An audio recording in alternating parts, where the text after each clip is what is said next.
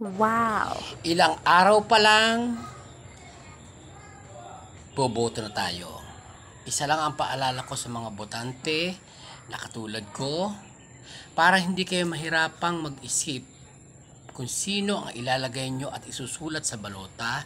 Ngayon pa lang maglagay na kayo or magsulat na kayo sa kapirasong papel, maglagay kayo ng kodiko o kung sino talaga yung napupusuan nyo, kung sino talaga yung karapat-dapat, kung sino ang mapagkakatiwalaan, at kung sino ang higit sa lahat. Yon ang isusulat ninyo. Yung inaakala nyo talagang may magagawa para sa barangay.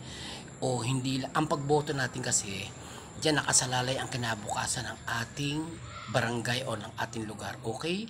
Kaya gamitin ang utak sa pagboto, huwag basta magpapadalos-dalos. Okay?